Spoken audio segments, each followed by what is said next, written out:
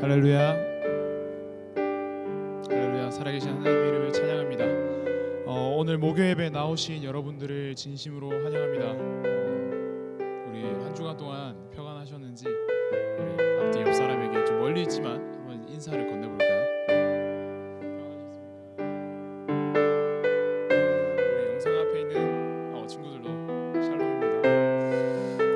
우리가 한 주간 동안 살면서 하나님 외에 다른 것을 섬겼던 것이 있다면, 또는 그것 때문에 지금 하나님 앞에 나아가기 어렵다면, 이 시간 모든 걸 다 내려놓고 우리를 받아주시고 또한 잠자케 하시는 하나님께 나아갑시다. 내가 주인 삶은 찬양드리겠습니다.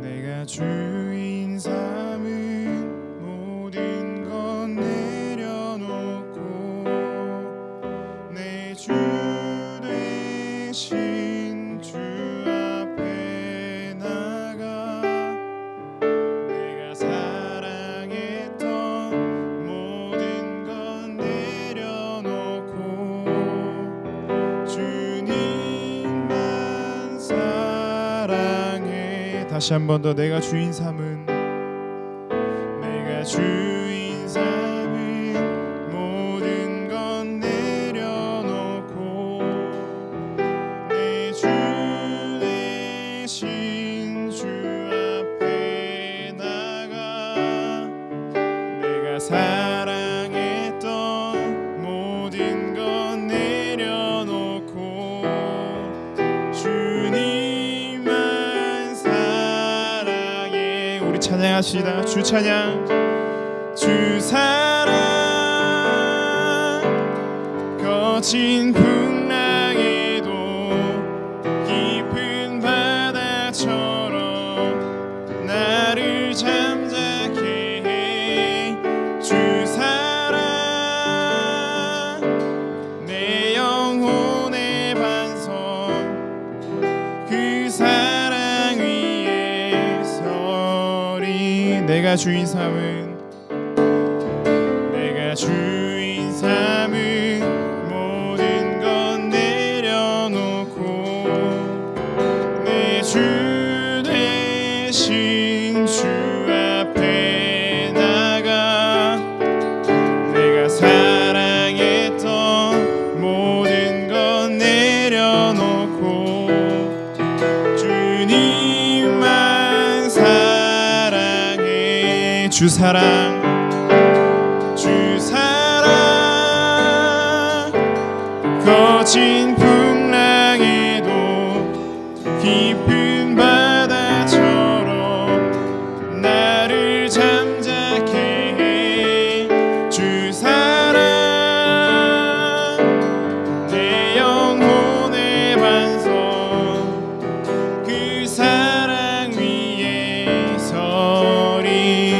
사랑 주 사랑 거친 풍랑에도 깊은 바다처럼 나를 잠자게 해 주 사랑 내 영혼의 반석 그 사랑 위에 서리. 이 시간 잠시 기도하며 나아갑시다.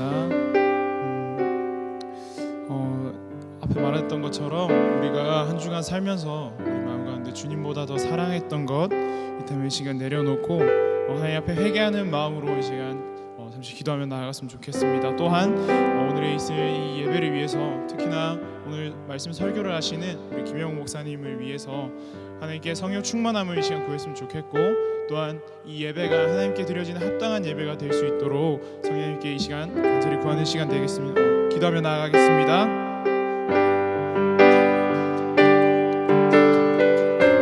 하나님 아버지, 이 시간 아버지 우리가 기도하며 나갑니다. 하나님 아버지, 지난 날 한 주간 동안 아버지 주님 앞에서 아버지 회개하는 모든 것들이 있다면 주님 이 시간 다 내려놓고 하나님 앞으로 나아갑니다. 주님 우리를 용서하시고 아버지 회개에 합당한 열매가 맺어질 수 있도록 이 시간 이 예배의 자리를 사용하여 주시옵소서. 하나님 아버지, 우리가 거친 풍랑 가운데 하나님 계속 거할지라도 주님께서 우리를 인도하신 것처럼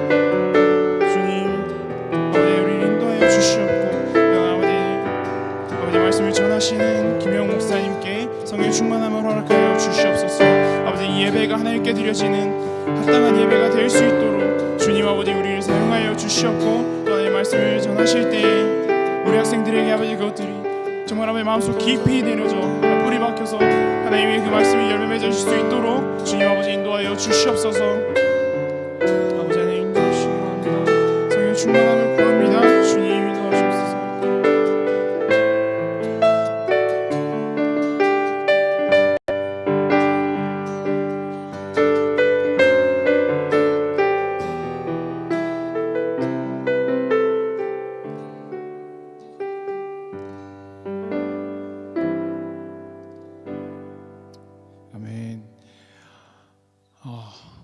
이 시간 내주는 구원의 주라는 찬양 부르실 때 실 건데요. 이 찬양이 아마 생소하신 분들이 있을 건데 이 시간 같이 따라 불러보면서 우리 구원의 하나님을 함께 찬양하도록 하겠습니다.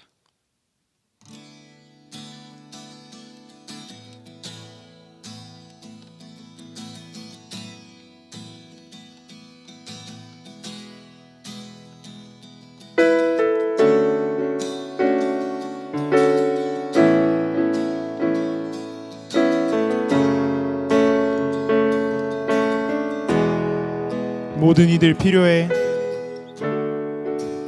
모든 이들 필요해, 완전한 주 사랑 자비 베푸소서.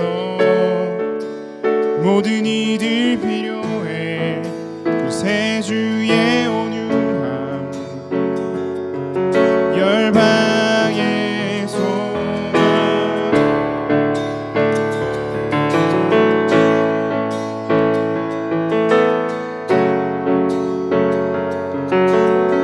다시 한번 모든 이들 필요해, 모든 이들 필요해, 완전한 주 사랑 자비 베푸소서. 모든 이들 필요해, 그 새 주의 온유함 열방의 소망.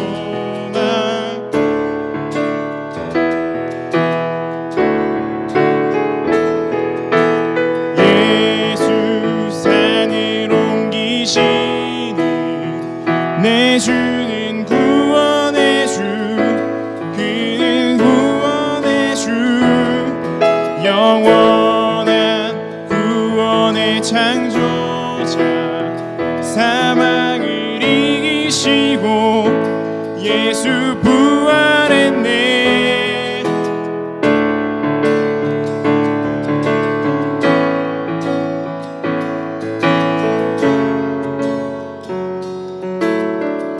모든 이들 필요해.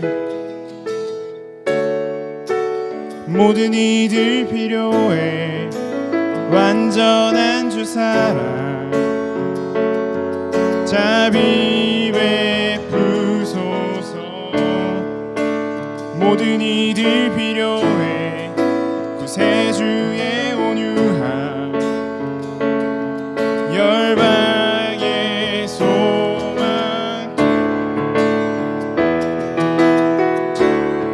예수 산을 옮기시는 예수 산을 옮기시는 그의 주는 능력의 주. 그는 구원의 주. 영원한 구원의 창조자. 사망을 이기시고 예수 부활했네. 다시 한번 더 예수 산을 옮기시는 내 주는 능력의 주. 그는 구원의 주. 영원한 구원의 창조자. 사망을 이기시고 예수 부활했네.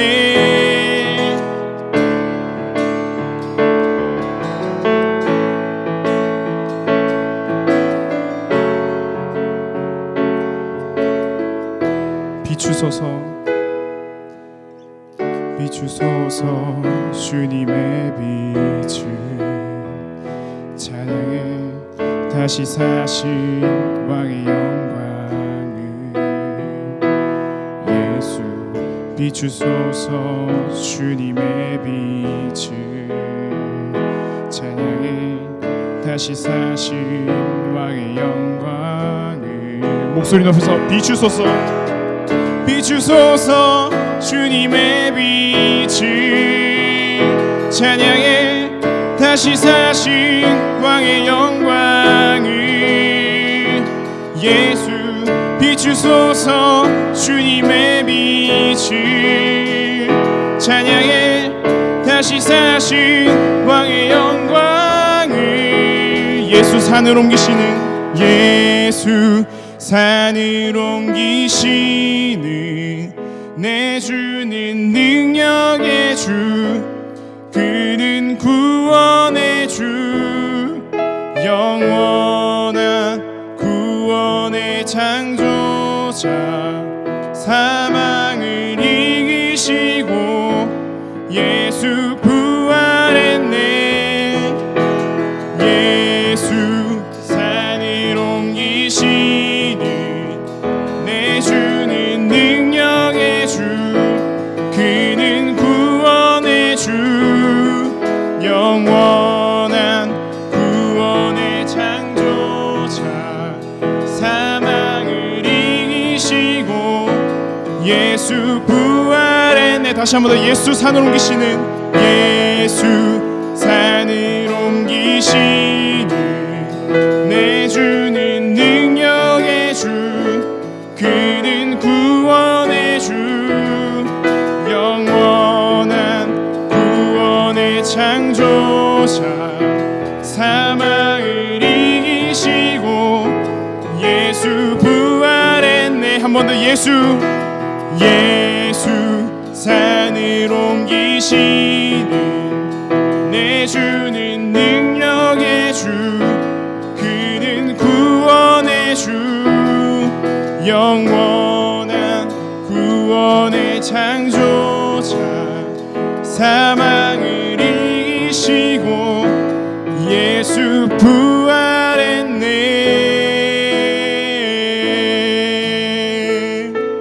살아계신 하나님의 이름을 높여드립니다. 우리 하나님께 영광의 박수 올려드리겠습니다.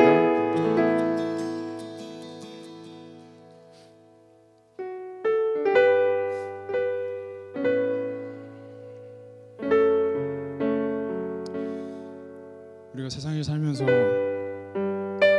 그리스도인이라는 이유로 꽤 많은 억울함과 또는 세상 가운데서 핍박을 받을 때가 있습니다. 그럴 때마다 우리는 하나님께 원망하거나 또는 우리가 처한 상황을 원망할 때가 너무나도 많습니다. 그러나 다윗은 말합니다. 오직 하나님의 그 사랑을 기뻐하며 하나님의 그 사랑을 노래하겠다고 고백합니다. 지금 그 고백에 따라서 오직 주의 사랑에 매여서 내 영 기뻐 노래합니다. 지금 하나님의 이름을 어떤 일이 있더라도 찬양하겠다는 그 결단으로 시간 함께 이 찬양 드리며 나아가겠습니다.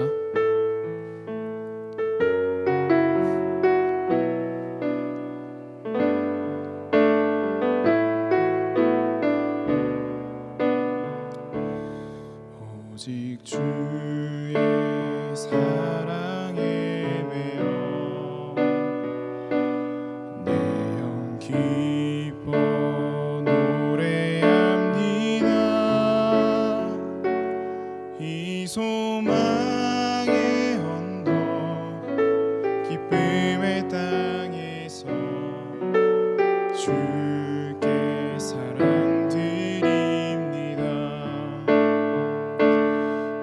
오직 주의 임재 안에 갇혀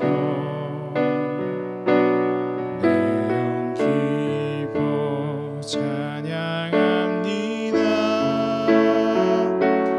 이 소명의 언덕 거룩한 땅에서 주께 경배드립니다. 주께서 주신 모든 은혜 나는 말할 수 없네. 내 영혼 즐거이 주 따르렵니다. 주께 내 삶 드립니다. 우리 고백하십니다.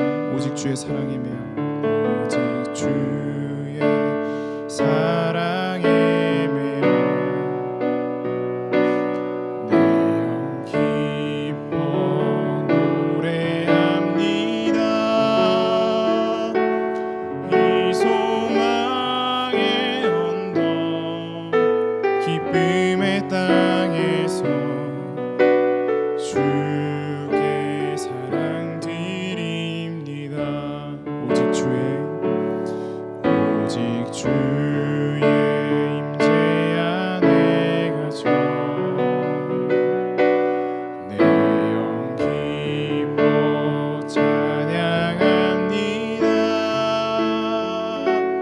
이 소명의 언덕 거룩한 땅에서 주께 경배드립니다. 주께서 주신 모든 은혜 나는 말할 수 없네. 내 영혼 즐거이 주 따르렵니다. 주께 내 삶 드립니다. 주께서 주신 모든 은혜 나는 말할 수 없네. 내 영혼 즐거이 주 따르렵니다.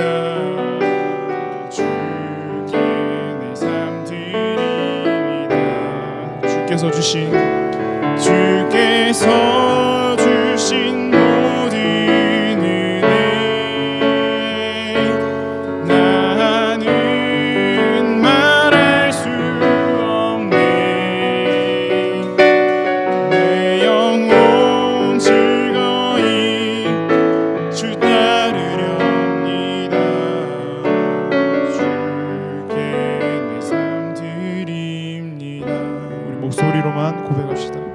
주께서 주신 모든 은혜 나는 말할 수 없네. 내 영 즐거이 주 따르렵니다. 주께 내 삶 드립니다.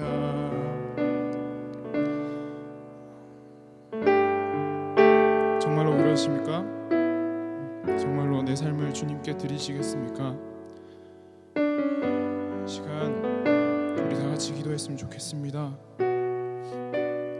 지난날에 이미 우리는 많은 사랑을 받았고 또 하나님께 그 구원의 은혜를 많이 받았음에도 불구하고 우리가 처한 그 상황 때문에 남들과 비교를 하면서 우리 삶이 힘들다고 호소하며 하나님께 구하지 않고 다른 것으로 채우려 했던 많은 노력들이 있었습니다. 또 하나님을 외면하며 이 상황을 주신 하나님을 원망하기도 했습니다. 그러나 이 시간 다 같이 주님께서 주신 그 사랑을 다시 기억하는 시간 되었으면 좋겠습니다. 각자에게 주신 하나님의 그 은혜가 있을 것입니다. 그것을 다시 고백하면서 주님 내게 주신 그 은혜를 다시 기억합니다. 하나님께로 나아갑니다. 이 시간 그것을 다시 되뇌이고 하나님께 주신 그 은혜들을 다시 구하오니 우리에게 허락하시고 다시 말씀하여 주시옵소서. 이런 고백으로 주님 앞에 나아갑시다. 기도하시겠습니다.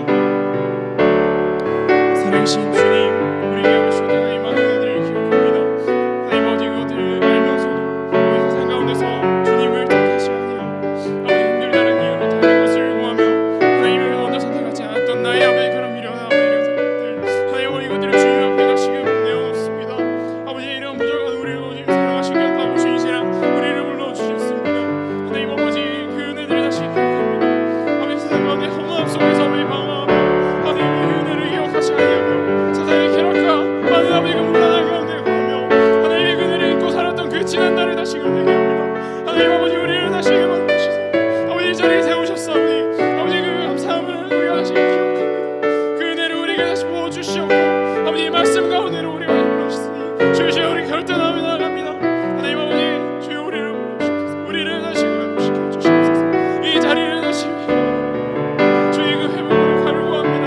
아버지 하나님 우리를 만져주시옵소서. 아버지 하나님 다시금 주의 그 기쁨하는 하나님의 그 주신 그 은혜를 노래하며 살겠다. 이 시간에 결단하며 나아갑니다. 주님 우리를 만져주시옵소서. 연약한 우리를 사용하주시옵소서. 믿음이 부족한 우리를 사용하주시옵소서. 사용하주시옵소서. 찬양합니다. 주님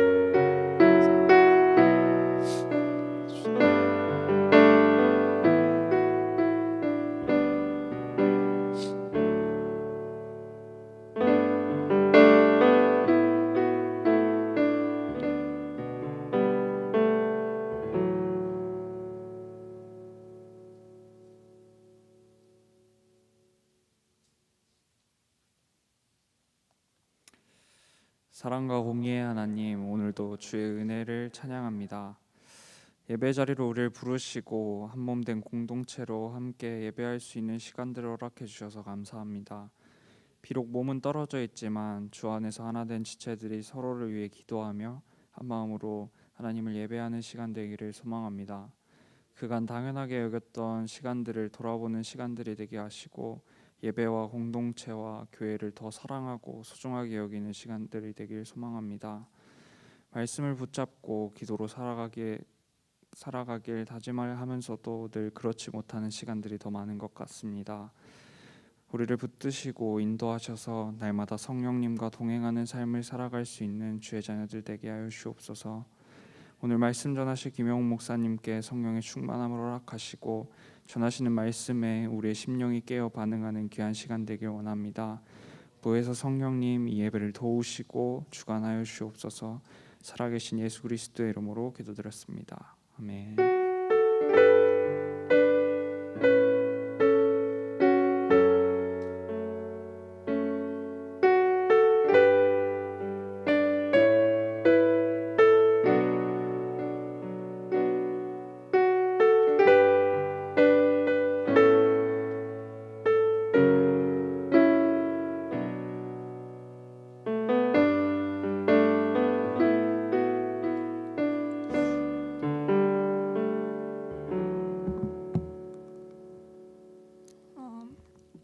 (6월 18일) 목요 예배에 나오신 여러분 모두를 환영하고 축복합니다. 오늘 우리에게 주신 말씀은 시편 13편 1절에서 6절 말씀입니다. 시편 13편 1절에서 6절 말씀입니다. 저와 교독하시고 마지막 절은 함께 읽겠습니다. 여호와여, 어느 때까지니까 나를 영원히 잊으시나이까? 주의 얼굴을 나에게서 어느 때까지 숨기시겠나이까?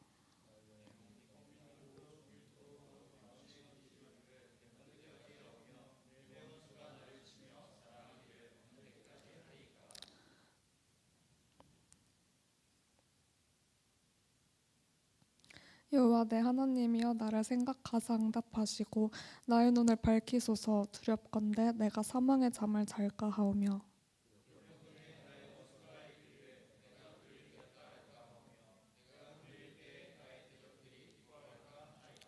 나는 오직 주의 사랑을 의지하였사오니 나의 마음은 주의 구원을 기뻐하리이다. 내가 여호와를 찬송하리니 이는 주께서 내게 은덕을 베푸심이로다. 아멘.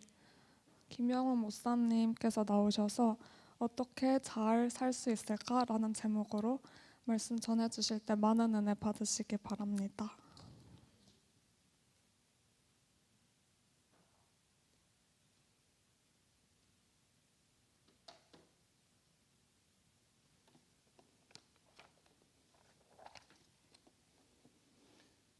마스크 분리.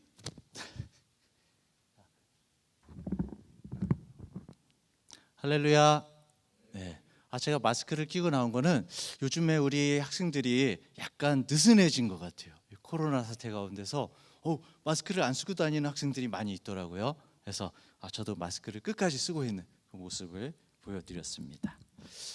이 정말 소중한 시간, 우리 6시잖아요. 지금 6시 좀 넘었는데 이 시간에 함께하고 있는 우리 모든 학생들 주님의 이름으로 정말 환영하고 주님께서 이 시간에 정말 말씀을 통해서 예배를 통해서 큰 은혜를 내려주시기를 간절히 바랍니다. 오늘 하나님의 말씀 제목이 어떻게 잘 살 수 있을까입니다. 여러분은 왜 예수님을 믿으세요? 이제 구원 얻으려고요? 아니면 천국 가려고요? 아니면 행복하려고요? 다 맞는 것 같아요. 그렇죠?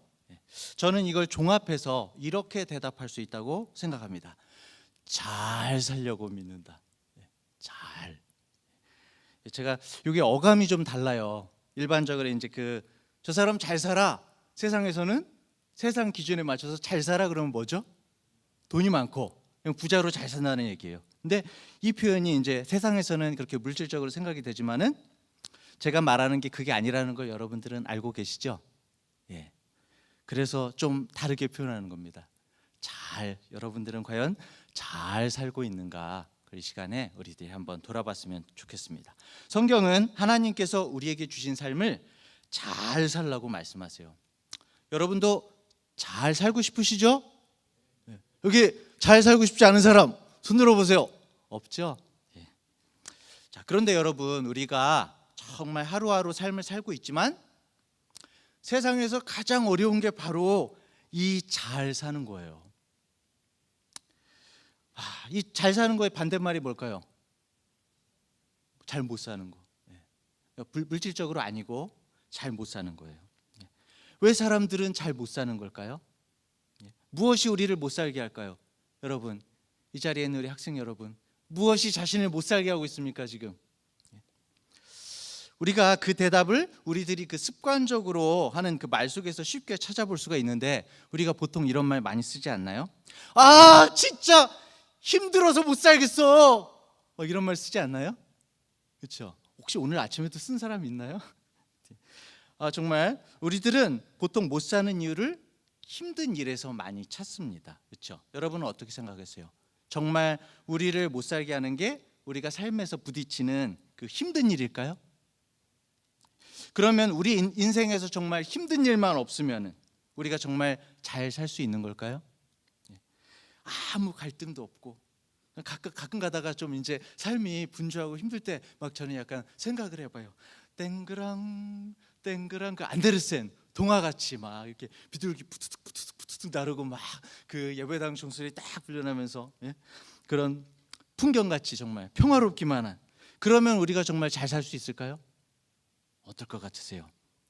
우리는 그럴 것 같은데, 저도 그럴 것 같은데 성경은 그렇지 않다고 말하고 있습니다. 성경은 잘 살고 못 사는 것이 힘든 일에 있다고 하지 않아요. 어디 있을까요? 성경은 인생을 잘 살고 못 살게 하는 그 모든 것이 바로 믿음에 있다고 말합니다. 어디에 있다고요? 믿음. 믿음에 있습니다. 성경은 아무리 힘든 일이 많고 어려워도 믿음이 있으면 잘 살 수 있대요. 잘 살 수 있대요. 반대로 아무리 힘든 일이 없고 편하게 잘 사는 것 같아도 믿음이 없으면 결국에는 못 살게 된다고 말하고 있습니다. 여러분 진짜 그렇게 생각하세요? 그렇게 확신이 없는 얼굴, 그렇게 생각하지 않는 것 같은데, 여러분들이 태어나기 훨씬 전이죠. 여러분들은 잘 이렇게 잘 못 안 다가올 것 같아요. 군사 정권이 한창인 1983년에 1983년이면은 저도 초등학교 4학년 때 그때에 이런 일이 있었다고 합니다. 연세대학교의 신학대학교에서 어느 채플 시간에, 저도 나중에 이제 어떤 기사로 한번 봤었어요. 김흥겸이라는 신학생이 대표 기도를 했다고 합니다. 대표 기도를 했는데 보통 이제 신학교에서는 예배를 드리잖아요. 그러니까 자기 순서가 돼서 대표 기도를 나간 거예요. 근데 그 학생의 기도가 일반적인 그 크리스찬이 듣기에 충격적이었나 봐요. 굉장히. 기도가 처음 시작되는 말이 그거였습니다. 하나님, 이제는 당신이 회개해야 됩니다. 막 이런 식으로 충격적인 말로 시작이 됐다고 해요. 요즘에 이제 인터넷에 다 나오니까 한번 나중에 찾아보세요. 그 기도문을 다 읽기는 좀 그렇고 대략적인 내용이 좀 이렇습니다. 주님, 당신의 뜻이 무엇입니까? 당신의 뜻을 더 이상 우리가 이 땅에서 실현할 자신이 없습니다. 아니, 힘들어서 못해 먹겠습니다. 우리 보고 회개하라고요? 우리가 죄인이라고요? 중략, 너무 길어서 중략. 우리는 아무것도 못해요. 그런 하나님은 무엇을 했습니까? 중략. 불쌍한 하느님, 우리 같은 것을 앞세워서 하느님 나라를 만들겠다는 하나님, 당신이 그래도 절 사랑한다면 이 길을 가다가 변절하기 직전에 죽여주소서. 당신에게 간구하는 당신의 사람이 이 길을 가다가 지쳐 쓰러져 돌아서려 할 때에 그 직전에 죽여주는 잔인한 축복을 허락하소서. 여러분 기도 같으세요? 지금 저도 읽고 있지만 참 이상해요. 그렇게 사랑하셔서 당신이 죽인 예수 그리스도 이름으로 기도드립니다. 아멘이 나왔을까요, 여러분? 이런 기도였답니다, 여러분. 83년도에. 길이도 그렇고 중간에 너무 하나님께 무례한 부분은 저로서도 좀 읽기가 그래가지고 제가 많이 중략을 했어요. 지금 우리가 들어도 그렇지만은 그 당시에 너무 충격적인 이 대표 기도라서 그 기도에 아멘이라고 한 사람이 거의 없었다고 합니다. 몇 사람 안 되었다고 해요. 그리고 그 전에는 그 신학대학교 대표 기도가 이제 기억 니은 이름 순이었는데 이 학생 이후로 선발된 학생들만 기도를 하게 되었다고 합니다. 기도 내용을 다 읽어보면은 아마 당시 그 시대상을 이제 괴로워하고 역사와 사회를 위해서 고민하고 투쟁하고 막 그런 지친 어떤 신학생의 절규 같아요. 읽어보면은. 저는 이 기도문의 내용 자체를 지지하지는 않습니다. 굉장히 무례해요, 기도문이 하나님 앞에. 그런데 읽어보면서 이 신학생의 심정과 고뇌가 느껴지기는 해요. 하나님께 대하여 굉장히 불손하고 불경한 것이 잘한 일이라고 할 수는 없지만 하나님께서도 이 기도를 들으면서 얼마나 마음이 아프셨을까, 그런 생각을 해봤습니다. 여기 있는 여러분들은 이런 기도는 하지 않으실 거예요, 그죠? 이런 김은겸이라는 사람처럼 기도하지는 않으실 거예요. 저도 제 입으로 이렇게 못할 것 같습니다. 그런데 여러분, 우리가 삶에서 정말 어마어마한 어떤 문제들에 부딪혔을 때 옴짝달싹할 수 없는 그 문제들, 그런 어떤 힘든 일에 부딪혔을 때의 그 심정을 생각하면 솔직히 이해는 가요. 심정이 내용은 그렇다 치고 심정이 이해는 가요. 그렇지 않습니까? 이 자리에 우리는 모두 하나님을 천지를 창조하신 전지전능하신 하나님으로 믿고 고백합니다. 그렇죠? 그리고 우리는 하나님께서 우리를 사랑하시되 자신의 생명을 십자가에 못 박으실 만큼 우리를 사랑하시는 하나님이시라고 고백하고 믿고 있습니다. 아멘입니까? 그런데 사실 하나님이 전능하시다면, 하나님이 정말 우리를 사랑하신다면 도저히 이해할 수 없는 일들이 우리 주변에서 일어나고는 해요. 그렇죠? 그렇습니다. 온 세계의 전쟁과, 오늘도 한번 뉴스를 틀어보면 그렇잖아요. 전쟁과 요즘에 우리 한반도가 많이 아슬아슬하죠. 그렇죠? 폭동과, 미국에서는 또 폭동이 일어났어. 인종 분쟁 때문에. 한시도 평화로울 데가 없어요. 안데르센 예배당이 없어 지금. 댕그랑댕그랑. 학대. 각 사람 개인적으로도 너무나 험악한 일들을 겪고 있는 사람들이 많이 있습니다. 마치 하나님이 안 계시다고 생각하는 것처럼, 계시다고 해도 마치 무능하신 것처럼, 전능하시다고 해도 우리를 사랑하지 않으시고 우리에게는 아무 관심도 애정도 없으신 것처럼 보이는 일들이 우리 주위에서 일어나고 있고, 그걸 가지고 믿지 않는 사람들은 손가락질을 해요. 하나님이 계시다면 이럴 수가 있어! 막 이렇게 얘기하는 인터넷 댓글들이 많더라고요. 어떤 사건 밑에 보면 꼭 그렇게 써져 있어요. 요즘 아동학대 사건들이 뉴스에서 종종 나오잖아요. 저도 막 그런 뉴스들을 보면은 이 아이들이 어렸을 때부터 이런 세상에서 어떤 생각을 하면서 살 수 있을까? 굉장히 마음이 시리기도 합니다. 생각을 많이 해보게 됩니다. 그런데 여러분, 우리가 평상시에 많이 생각을 안 해봐서 그렇지, 사실 앞에서 제가 말한 그 막대 먹은 그 김은겸 씨 81학번, 그 김은겸 학생의 기도 같은 탄식과 절망이 사실은 성경에도 나와요. 그렇죠? 성경에도 나옵니다. 바로 오늘 다윗의 시편이죠. 모두 다 그런 건 아니지만 사실 많은 시편에서 다윗이 하나님 앞에 탄원하고 슬퍼하고 한탄하고 괴로워하는 그런 모습이 나타납니다. 오늘 시편도 그래요. 다윗에게도 인생에 엄청난 어려움들이 많았던 것을 우리가 누누이 설명하지 않아도 우리가 다 알고 있죠. 그 어려움이 얼마나 힘들고 절망적이었는가를 알 수 있습니다. 제가 1, 2절을 읽어볼까요? 실감나게. 좀 근데 약간 고어체라서 실감이 안 날 것 같아요. 여호와여, 어느 때까지입니까? 아마 이런 심정이었을 거예요, 다윗이. 나를 영원히 잊으십니까? 주의 얼굴을 나에게서 어느 때까지 숨기시겠습니까? 답답하다 이거죠 지금. 나의 영혼이 번민하고 종일토록 마음에 근심하기를 어느 때까지 하고, 내 원수가 나를 치면서 자랑하기를 어느 때까지 합니까? 주님 어디 계십니까 도대체? 막 이러는 거예요 지금 다윗이. 사실 좀 이렇게 한글 성경으로 이렇게 볼 때 우리가 다듬어져서 그렇지, 이 다윗의 기도는 굉장히 처절하고 하나님께 막 부르짖는 기도거든요. 아까 그 김은겸 학생의 그 기도처럼 막 나가지는 않지만 그 심정이 고스란히 담긴 것 같습니다. 우리는 정말 많은 일들 속에서 살아요.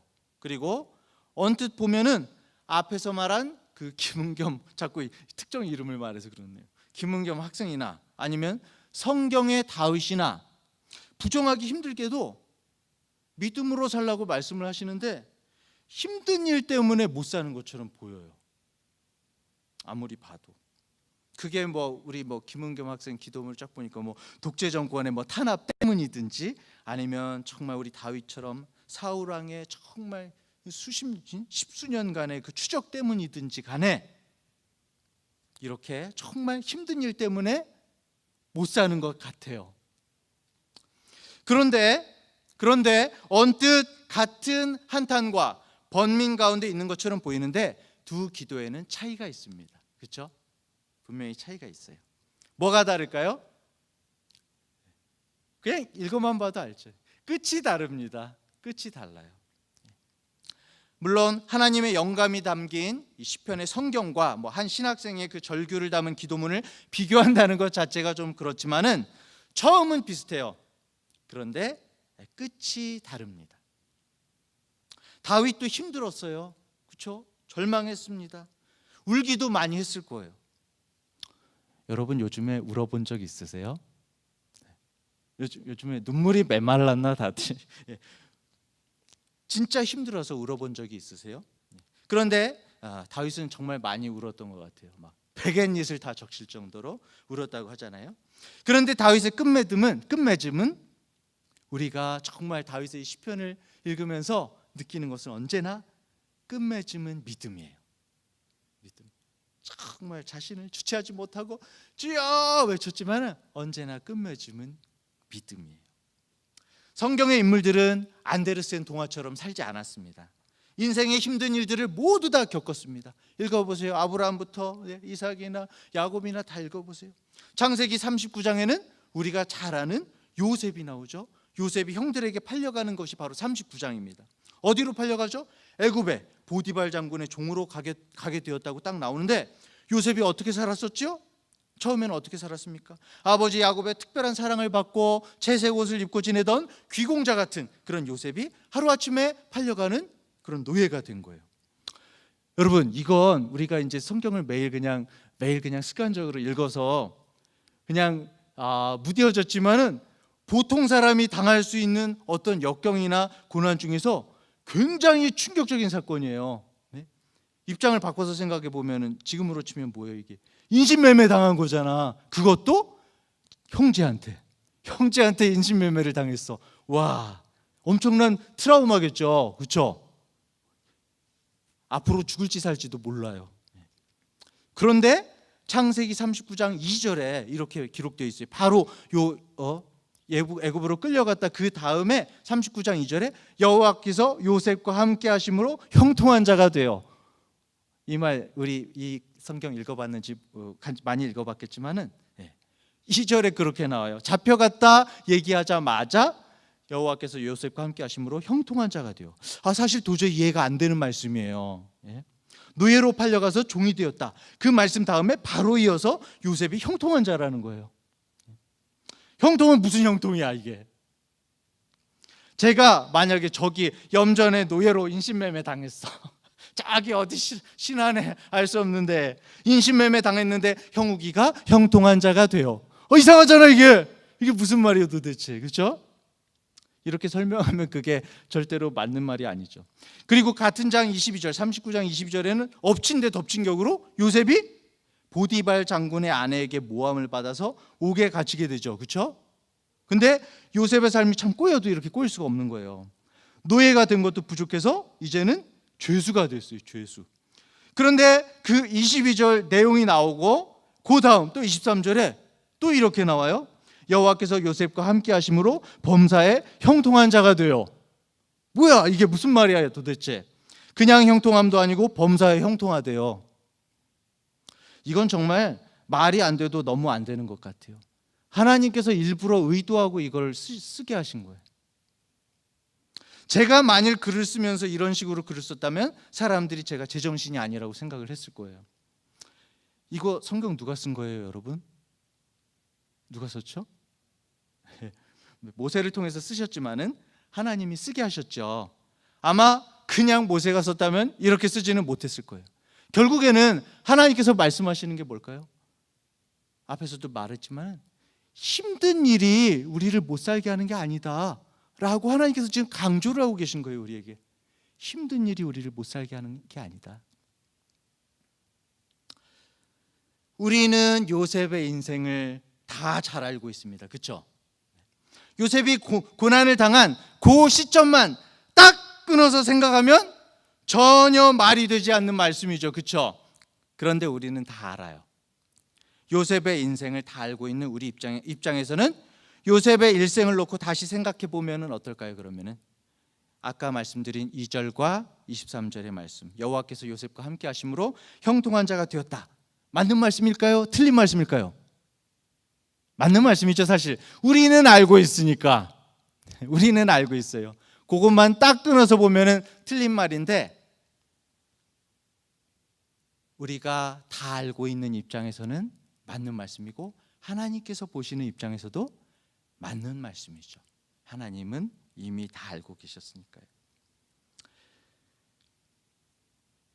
당시만 끊어서 생각하면 그 말씀이 정말 정신 나간 말씀인데 요셉의 일생을 풀어서 종합해서 길게 놓고 생각해 보면 그 말씀이 기막히게 맞는 말씀이거든요. 그렇죠? 요셉은 정말 형통한 자가 되었습니다. 그리고 요셉이 당한 모든 힘든 일, 어려운 일, 억울한 일은 그 형통을 위한 우리가 흔히 얘기하는 밑밥이 되었어요. 밑밥. 포석이라고도 하나요? 문창과 그런 데서는 복선이라고도 하나요? 맞아요? 맞나요? 밑밥, 포석, 복선. 그렇습니다. 요셉이 생각해 보세요. 요셉이 그러니까 이건 하나님의 다 진짜 하나님이 신경 안 쓰실 데가 없었던 거예요. 요셉이 그냥 채색 옷을 입고 가나안 땅에 있었다면은 애굽의 총리가 되지 못했겠죠. 그렇죠? 그리고 아마 7년 6년 때 모르긴 몰라도 굶어 죽었을 거야. 당신은 이해할 수 없었지만 형들에게 애굽으로 팔려갔기 때문에 애굽에 가게 된 거죠. 그렇지 않았으면 애굽에 갈 일이 없었어, 솔직히. 그것이 계기가 되어서 나중에 총리가 된 거죠. 그리고 그걸 통해서 자신과 가족과 민족을 구할 수가 있었던 거죠. 당신은 억울했지만 죄수가 된 것도 한번 봐보세요. 당신은 억울했지만 보디발 장군의 아내에게 모함을 받아서 옥에 갇히지 않았다면 이게 다 연결이 돼요. 옥에 갇히지 않았다면 술 맡은 관원장을 만날 수 없었고 그 술 맡은 관원장을 만나지 못했으면 바로 왕이 꿈을 꿀 때 해몽을 할 기회가 없었을 것이고, 그렇죠? 왕을 만나서 그 꿈을 해몽해 주지 못했으면 총리가 될 수가 없었죠. 노예로 팔려간 것도, 옥에 갇혀서 억울한 옥살이를 하게 된 것도 결국 다 보니 이유가 있었던 거죠. 힘든 일에는 다 이유가 있었던 거예요, 여러분. 사실은 힘든 일이 아니었었던 거예요. 오늘 본문의 다윗도 그렇습니다. 그 사울에게 쫓겨다니던 아까운 일생, 그 모든 것들이 우리가 보기에는 힘들고 어렵고 답답한 일들 가운데 둘러싸여 있는 것으로만 그 한 시점만 딱 보면 잘 못 사는 인생인데, 그렇죠? 그런데 우리가 다윗의 삶을 믿음 안에서 긴 안목으로, 우리는 이미 아니까 성경을 다 읽었어요. 그리고 하나님의 눈으로 보면은 다윗은 어떤 사람이에요? 형통한 사람이죠, 그렇죠? 그리고 하나님의 마음과 합한 자인 것입니다. 그렇게 생각하면은 하나님의 힘든 일은 힘든 일이 아닌 것 같아요. 저는 바둑이나 여기 요즘에 다 게임을 많이 해서 그렇지, 학생들이 바둑 같은 거 두나요? 네, 바둑 안 두는. 체스는 두나요? 체스 안 둬요? 저는 아들이랑 체스는 가끔. 저는 바둑이나 체스를 잘 두진 못해요. 잘 두진 못하는데 요즘은 뭐 사람들이 다 온라인 게임만 해서. 바둑은 그냥 둘러싸면 이긴다. 체스는 이렇게 어떻게 움직여서 먹으면 이긴다 정도밖에 모르는데, 그런데 가끔 가다가 이제 인터넷에서 바둑이나 체스 동영상을 보면 재밌어요. 이해는 못하는데 재밌어요. 왜 저기에다 바둑돌을 놨을까? 왜 저 체스말을 저쪽으로 옮겨놨을까? 몰라요. 잘 몰라요. 근데 나중에 이제 몇 분 있잖아요. 막 몇 시 10여 수가 막 지나갔어. 지난 후에 딱 해설자가 해설을 해줘요. 그때 몇 번 때 이걸 이때 놔가지고 거기에 왜 놨었는지 그걸 설명을 해주는 거예요. 이걸 체스마가 왜 그렇게 움직였는지를 해설자가 설명을 해줘요. 그러면 그때 하고 무릎을 치게 되는 거예요, 내가. 그러니까 프로구나, 저 사람이. 프로는 보니까, 여러분, 나도 그거 보면서 느꼈는데, 프로는 몇십 수 앞을 보더라고. 이 바둑을 하는 사람이나 바둑 기사나 아니면 그 체스 두는 사람들 있잖아요. 몇십 수를 미리 보는 거예요. 머리로 막 계산을 하는 거예요. 내가 이렇게 놨을 때 저 사람이 이렇게 놔가지고 이렇게 해가지고 이렇게 해서 이렇게 될 것이다. 이렇게 하면 안 되겠네. 다시 처음부터 툭툭툭 다시 놓고 다시 이렇게 해보고 막 야 이렇게 두더라고요. 다 계산을 해봐요. 나 같은 사람은 당장 눈앞에서 돌이 이렇게 움직이는 그거에만 신경을 쓰는데, 그런데 바둑 프로 구단들은 앞을 내다보고 미래의 결과들을 미리 보고 포석을 하는 거예요. 그런데 생각해 보세요, 여러분. 바둑이 급수가 있대요. 바둑 최하급이 몇 급인지 아세요? 최하급. 저도 인터넷 찾아봤더니 30급이래요. 급수는 이제 29, 28, 27 이러면은 높아지는 거예요. 단은 1단, 2단, 3단 하면 높아지는 거예요. 30급, 최하급이 30급이에요. 30급짜리가 프로 구단이 바둑 놓는 것을 보고 옆에서 이해가 되네, 안 되네, 뭐 그런 식으로 이야기를 하고 있다면 그건 참 웃기는 이야기일 거예요. 그렇죠? 맞습니다. 우리의 삶도 바둑과 마찬가지죠. 그런데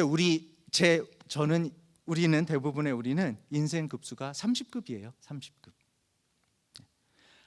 하나님의 인생 바둑 급수는 몇 급일까요? 몇 단일까요?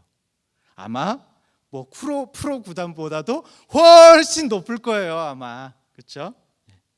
하나님의 수로 우리의 인생의 바둑을 두실 때에 우리 30급짜리는 그걸 이해한다는 것은 사실 원칙적으로 불가능한 일입니다.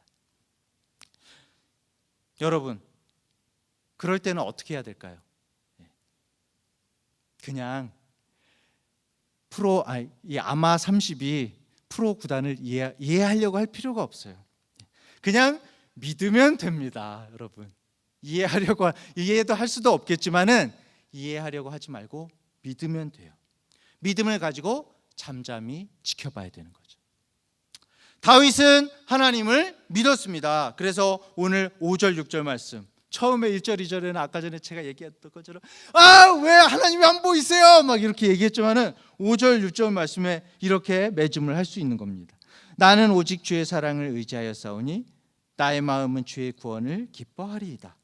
내가 여호와를 찬송하리니 이는 주께서 내게 은덕을 베푸심이로다. 처음에는 우리도 그래요. 우리가 아무렇지도 않게 우리 감정을 조절할 수는 없잖아요. 그죠? 힘들고 어려울 때 우리도 하나님 앞에 답답함을 막 말씀드릴 수 있어요. 아까 전에 그 김은겸이라는 학생처럼 그러기는 그렇지만은 하나님 앞에 막 쏟아놓을 때도 있어요. 슬프고 힘들 때 감정을 표현하는 건 자연스럽습니다. 그런데 끝이 중요해요. 끝이. 다윗은 하나님을 신뢰함으로 고백을 마치고 있어요. 신뢰함으로. 요셉도 아까 얘기한 요셉도 하나님을 믿었습니다. 이해할 수는 없었지만 믿었어요. 이해할 수 없겠죠, 당연히. 그걸 어떻게 이해해요? 나중에 형들을 만났을 때 형들이 요셉을 보고 두려워할 때 뭐라고 그랬죠? 요셉이 나를 이곳에 보낸 분은 형님들이 아니라 하나님이시니까 두려워하지 말아라 라고 그렇게 얘기를 하잖아요. 그 전에 요셉이 종이 되어도 당황하지 않고 낙심하지 않고 옥에 갇혀서도 절망하지 않고 자신의 삶을 포기하지 않고 다 하나님을 그냥 믿었기 때문인 거죠. 힘든 일이 있어도.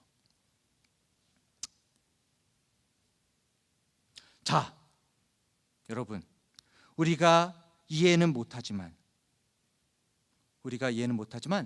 우리의 모든 일 속에서도 전지전능하신 하나님의 수가 있다는 것, 그리고 이 모든 것으로 결국은 우리를 하나님께서 형통하게 하신다는 것을 믿는 그 믿음이 바로 우리가 오늘 잘 살 수 있는 비결인 것입니다. 그렇죠?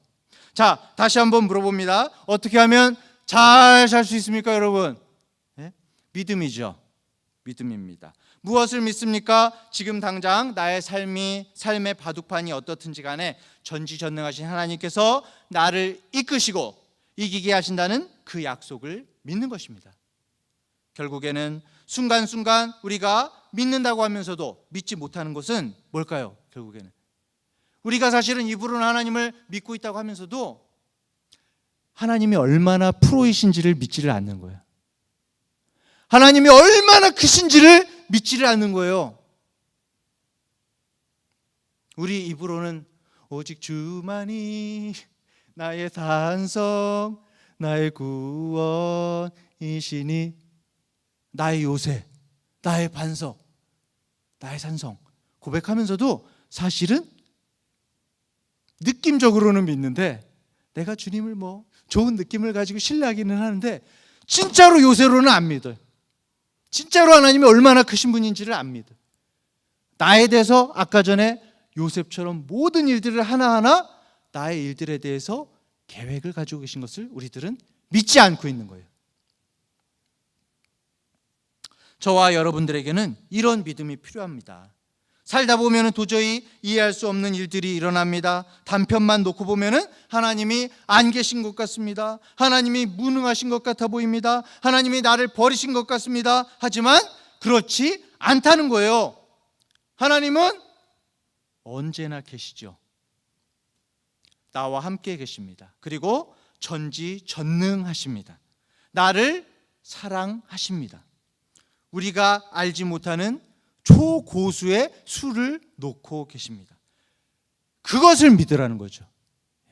다른 어떤 거, 그냥 하나님에 대해서 좋은 느낌을 가지고 주를 신뢰합니다, 그게 아니라 하나님께서 성경에서 나를 향해서 말씀하고 계시는 성경의 모든 인물들에 대해서 그렇게 이루셨던, 그 약속을 이루셨던, 구체적으로 이루셨던 것을 나에 대해서도 확실하게 믿어야 된다는 거예요.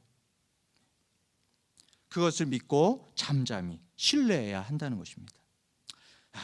아까 전에 다시 처음으로 돌아가서 그 1983년에 제가 많이 중략했었죠. 뭐 광주 민주화 항쟁 같은 그런 공포스러운 일들이 벌어지는 암담한 시대에 절망해서 지금은 하나님이 회개해야 됩니다, 막 그렇게 외쳤던 그 신학대학교 대표 기도 시간에 기도했던 그 김은겸이라는 학생이 살았던 그 고통의 시간과 요셉이 애굽의 종으로 형제들에 의해서 팔려갈 때의 그 고통의 시간과, 그리고 다윗이 오늘 시편 13편이나 다른 여타의 시편에서 하나님 도대체 어느 때까지입니까? 라면서 절규하는 고통의 시간과 다 같은 고난의 시간이거든요. 이해할 수 없는 하나님 때문에 절망하고 절규할 수밖에 없는 시간이라는 것은 다 똑같아요. 그리고 오늘 바로 여러분들 앞에도 그 시간이 놓여 있죠. 각자 사람마다 다 다르겠지만, 제가 마음을 다 알 수는 없지만, 지금 상황을 다 알 수는 없지만, 여러분들 각자가 가지고 있는 삶의 고통과 절규가 있을 거예요. 때로는 막 눈물이 날 때도 있을 거고, 때로는 막 도대체 어디 막 이렇게 외치고도 싶을 거예요. 그런데 그리고 다 그렇습니다.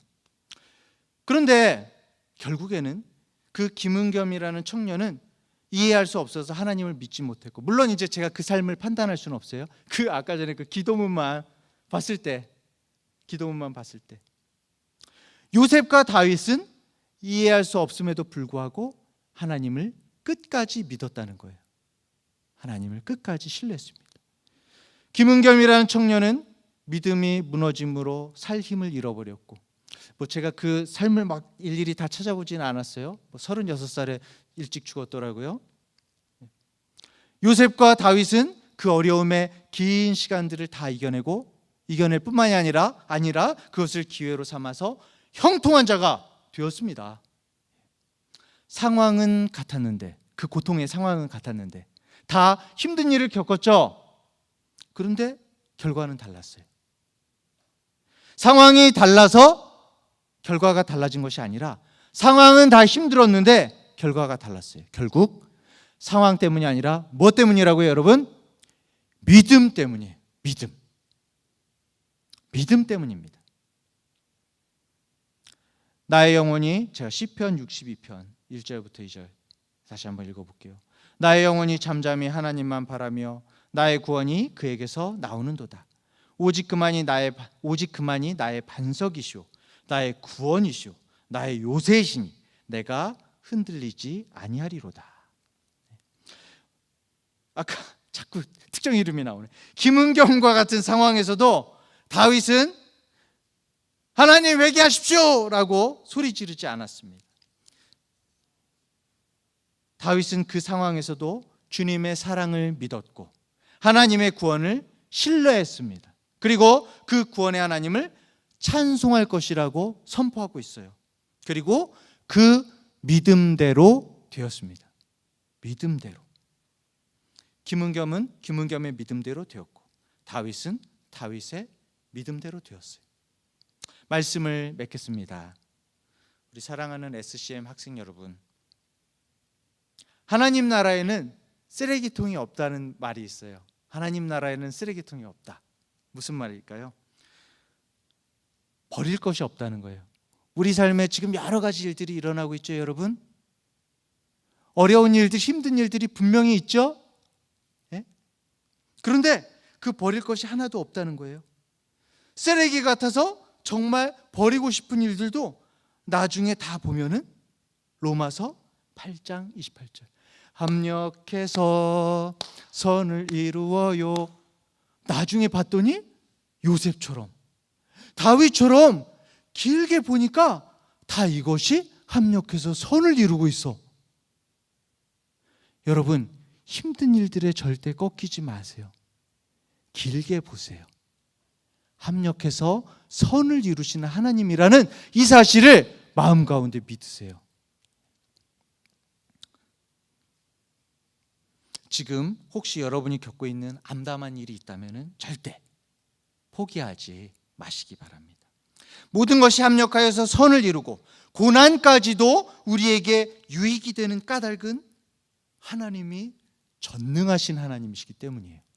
하나님이 전능하시고 또한 그 하나님이 우리를 사랑하시는 하나님이시기 때문이에요. 이 두 가지를 여러분들은 꼭 기억하세요. 우리 하나님은 전능하신 하나님이십니다. 그리고 그 전능하신 하나님이 우리를 사랑하시는 하나님이에요. 전능하신 하나님이 우리를 사랑하시면 우리에게 하나님이 모르시는, 원치 않으시는 일이 일어날 수가 없습니다. 우리에게는 우리의 삶 가운데 우연한 일이 없어요. 우리 삶에서 쓰레기통으로 가야 될 일은 아무것도 없어요. 우리 한번 복창해 볼까요? 마지막으로. 자, 이렇게. 우연은 없다. 하나님이 모든 것을 결정하신다. 네. 할렐루야. 나의 삶에서 지금 일어나고 있는 여러분들, 이게 정말 의미 없는 일 아니야? 이거 쓰레기통이나 가야 될 일 아니야? 너무 힘든 일 아니야? 다 하나님의 계획 안에서 이루어지고 있는 일이에요, 여러분. 예. 모든 것은 다 필연이고 그 속에는 우리가 이해할 수 없는 하나님의 뜻이 있는데 그 모든 하나님의 뜻은 우리에게 다 유익한 것이라는 것입니다. 선한 것입니다. 믿으십니까? 예. 사랑하는 여러분, 사람은 힘든 일이 없어서 잘 사는 게 아닙니다. 힘든 일이 있어서 못 사는 것이 아닙니다. 힘들어서 못 사는 것이 아니라 믿음이 없어서 못 사는 것입니다. 오직 의인은 힘들지 않음으로 사는 것이 아니라 성경에는 믿음으로 산다고 나와 있어요.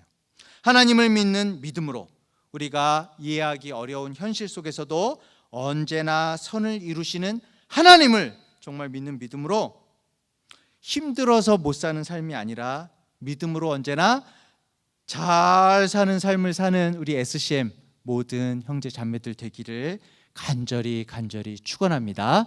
기도하겠습니다. 은혜가 풍성하신 하나님 아버지, 아직 우리들 인생에 많은 경험들을 한 것은 아니지만 우리들 정말 젊지만은 상대적으로 우리들이 감당할 수 없는 여러 가지 슬프고 힘들고 어려운 일들이 우리들에게 닥쳐올 때가 많이 있습니다. 정말 답답하고 하나님 앞에서 주먹을 불끈 쥐고 어디라도 내려치고 싶고 하나님 주님 앞에서 주님 어디에 계십니까? 라고 막 소리 지르고 싶고 그럴 때도 우리의 삶 가운데서 종종 있습니다. 정말 힘든 일들이 우리를 어렵게 하고 잘 살기 힘들게 하는 것 같습니다. 하지만 주님, 우리가 주님의 약속들을 보며 주님의 정말 성경 말씀 가운데 우리들이 정말 확인하는 바는 우리가 힘들기 때문에 못 사는 것이 아니라 믿음으로 살지 못하기 때문에 못 사는 것이라는 것을 확인하게 됩니다. 주여, 저희들에게 믿음을 주시옵소서. 하나님께서 얼마나 크신 분인지, 하나님께서 우리를 얼마나 사랑하시는지, 그 하나님께서 우연이란 없으며 우리들의 모든 인생을 붙잡고 계시며 우리에게 아무 의미 없어 보이고 오늘 하루 가운데도 우리가 정말 한숨 쉬며 아무것도 아니라고 생각했던 그 모든 일들이 주님 안에서 모든 것들이 이어지고 결국에는 그 모든 것들이 합력해서 선을 이루고 주님의 우리를 인도하심을 드러내고 나타내는 증거가 되며 정말 우리들이 잘 살고 있음을 주님 앞에 나타나는 그 모든 삶이 되리라는 것을 우리들이 깨달아 알 수 있도록 주여 인도하여 주시옵소서. 우리 모든 SCM 학생 한 사람 한 사람 이 믿음을 갖기를 원합니다. 우리들을 붙들어 주시옵소서. 우리들이 그냥 성경으로 몸이 건조하게 매일 우리가 말씀을 접하기 때문에 잊어버리고 사는 삶이 아니라 성령님께서 우리 마음을 붙잡아 주시고 역사하여 주시어서 이 말씀이 살아있는 말씀이 되게 하여 주시옵고 우리들의 정말 힘든 인생 가운데 이 말씀이 살아 움직여 역사하시어서 우리를 붙잡아 주시옵고 지탱하는, 그리고 오히려 승리하는 그런 말씀이 될 수 있도록 인도하여 주시옵소서. 감사드리며 예수님의 이름으로 기도합니다. 아멘.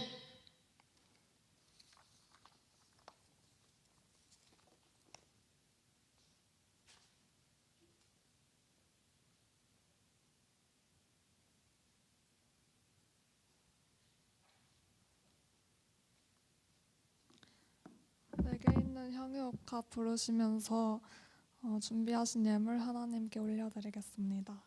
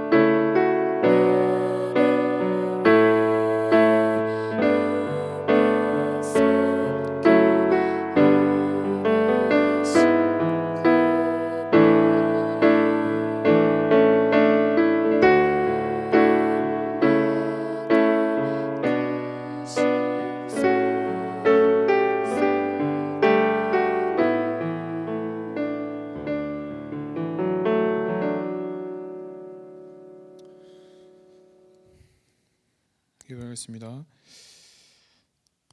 지금도 살아계셔서 역사하시는 하나님 아버지 감사드립니다.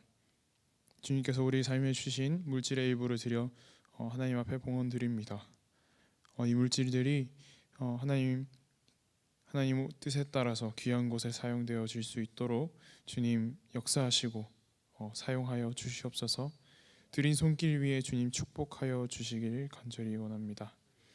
하나님 아버지, 우리가 기쁨으로 살길 원합니다. 주님 주신 삶을 정말 즐거이 이 땅 가운데서 천국을 맛보는 삶을 살기 원합니다. 그러나 우리가 늘 힘들다고 힘들어서 못 살겠다라고 고백할 때가 많습니다. 주님, 믿음으로 살게 하여 주시옵소서.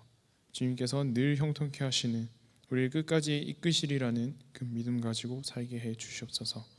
감사드리며 예수님의 이름으로 기도드립니다. 아멘. 김효우 목사님 나오셔서 축도해 주시겠습니다.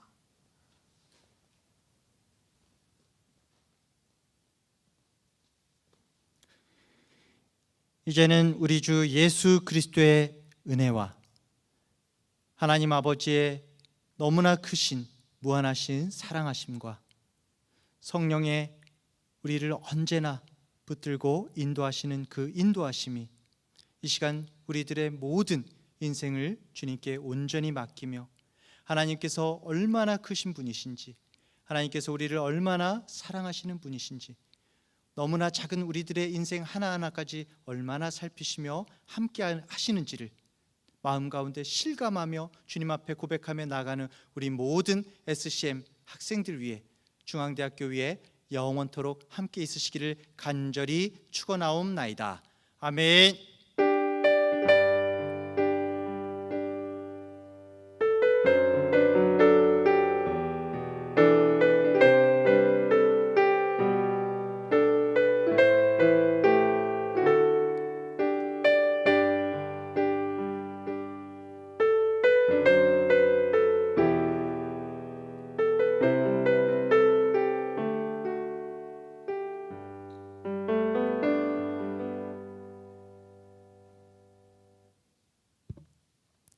샬롬.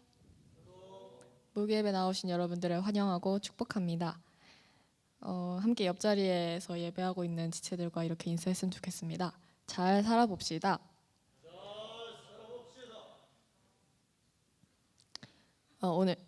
오늘 들은 말씀처럼 하나님께서 우리 앞에 당장에 보이시는 일들 하나하나에 무너지고 흔들리지 않는 온전히 주님의 계획과 약속을 믿는 믿음을 가질 수 있는 우리들 됐으면 좋겠습니다. 오늘도 특별한 환영은 없고 광고로 바로 넘어가도록 하겠습니다. 첫 번째 광고사항은 6월 25일 목요일 다음 주에 드디어 종강 감사 예배를 드립니다. 실질적으로 이번 학기 마지막 예배가 될 것 같은데요. 사실 개강을 했다는 생각도 실감도 한 지 얼마 안 된 것 같고, 지금 아직도 솔직히 말하면 좀 긴가민가한데 벌써 종강을 한다고 하니까 기분이 진짜 이상한데, 그럼에도 이렇게 혼란한 가운데서 이번 학기를 여기까지 이끌어 오신 하나님 앞에 더욱 감사하는 마음으로 함께 예배 드릴 수 있었으면 좋겠습니다. 그래서 다음 주에 시험을 치고 있는 사람들이 있을 수도 있고, 아니면 시작 안 한 사람들도 있을 수 있을 것 같은데, 지금 일정이 다들 제각각이어서 어떻게 될지 모르겠지만 시험이 있다고 해서 우리가 우선순위를 잊어버리지 않고 예배로 더 나올 수 있는 형제 자매들 되셨으면 좋겠습니다. 그리고 그 다음 주 7월 2일에는 기말고사 기도회가 있습니다. 이때는 현장에서 예배 모여서 기도회를 진행을 하는데, 안성에 지금 계신 분들은 같이 예배 시간 똑같이 맞춰서 나오셔서 여기 교회에서 기도회를 진행을 할 것 같고, 최대한 거리를 둔 채로 진행을 해보도록 노력을 하고자 합니다. 다 같이 나오셔서 기도회를 같이 참여해 주시면 좋겠습니다. 그리고 그 이후에는 그 종강맞이 대청소가 있습니다. 저희가 원래는 기도회 하고 늘 대청소를 했었는데, 이번에도 예외 없이 그대로 청소를 진행을 하는 걸로 했습니다. 저희가 예배로 모이지는 못하고 있지만 지금 이렇게 시설을 사용하고 있고, 그리고 안성에 계신 분들 계속 뭐 연습하고 공부하고 하시느라 교회로 계속 오고 계셨던 걸로 알고 있어요. 그래서 이 시설 사용한 거에 대한 감사한 마음과, 그리고 우리가 다 같이 빨리 모였으면 좋겠다는 바람을 가지고 다 나오셔서 같이 열심히 청소해 주셨으면 좋겠습니다. 그리고 오전 6시 반에 아침 기도회가 있습니다. 매일 있나요? 평일에